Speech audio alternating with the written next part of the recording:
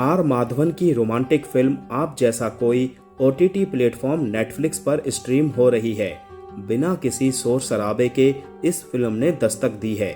वैसे तो ये एक रोमांटिक फिल्म है, लेकिन इसी के साथ ये फिल्म समाज में फैली लोगों की नैरो माइंडेड सोच की ओर भी एक इशारा है। आर माधवन ने अपने कैरियर में कई रोमांटिक फिल्में की हैं। वो एक तरह के रोल करने में विश्वास नहीं रखते हैं। रोमांटिक रोल्स तो वो कभी कभी ही करते हैं, लेकिन उन पर ऐसे रोल्स काफी सूट भी करते हैं। अब साल 2025 में उनकी 6 फिल्में आ रही हैं। साउथ में भी वो फिल्में कर रहे हैं और साथ ही वो बॉलीवुड मूवीज का भी हिस्सा हैं। इसी के साथ एक्टर ओटीटी प्लेटफॉर्म पर भी अपना जलवा दिखा रहे हैं। 11 जुलाई 2025 को जब थिएटर्स में 3 फिल्में आपस में टकराई, उस दौरान ही ओटीटी पर चुपके से एक पिक्चर ने दस्तक दी। इस फिल्म का नाम है आप जैसा कोई।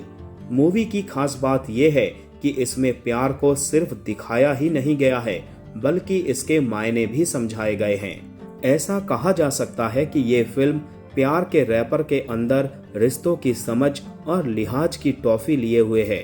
हर दौर के रिश्तों की एक मांग होती है, उसे सिर्फ प्यार के इजहार भर से नहीं समझा जा सकता है।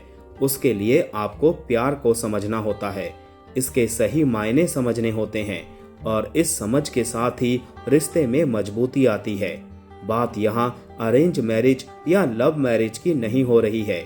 यहाँ पर बात हो रही है कि आप एक रिश्ते में एक दूसरे को कितनी तवज्जो देते हैं।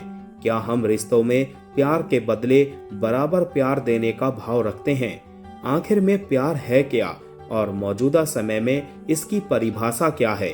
ये आपको ये फिल्म बड़ी आसानी से समझाती नजर आती है, लेकिन जब फिल्म की ओवरऑल पैकेजिंग की बात हो तो ये फिल्म अपने टॉपिक से भटकती हुई भी नजर आती है।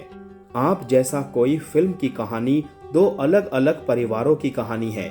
इसमें जमशेदपुर के एक संस्कृत अध्यापक शामिल हैं, जिनका नाम श्री रेणु त्रिपाठी है। श्री रेणु अपनी बोरिंग लाइफ के मायाजाल में फंसा है। वो खुद को बहुत सुलझा हुआ और रिजर्व्ड पाता है, लेकिन 42 साल की उम्र में भी शादी ना हो पाने की वजह से वो खुद से ही ऊबा हुआ भी है।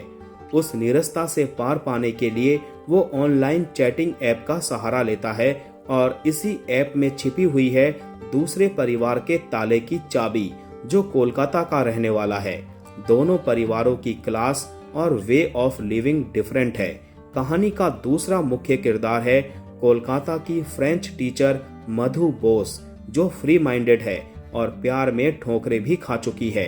एक संस्कृत के टीचर और फ्रेंच के टीचर के बीच का प्यार, समझ और रिश्ता इस फिल्म का आधार है।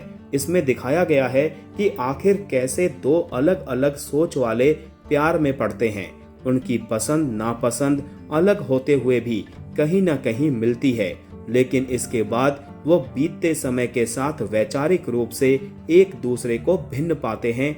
जहां एक तरफ श्री रेणु है, जो लड़कियों से उनके स्वभाव से पूरी तरह से बेखबर है, वहीं दूसरी तरफ अगर बात करें मधु की, तो उसने अपने जीवन में रिलेशनशिप में ही कई चुनौतियां देखी हैं और वो इन चुनौतियों का डटकर सामना भी कर चुकी है। ऐसे में उसके अंदर परिपक्वता ज्यादा है। कहानी में आप पाएंगे कि कैसे एक रिलेशनशिप में रहते हुए सामने वाले को प्रॉपर स्पेस देना बहुत जरूरी होता है। अगर आप ये स्पेस नहीं देते हैं तो फिर प्यार के मायने वहीं खत्म हो जाते हैं। रिश्ता जबरदस्ती का हो जाता है।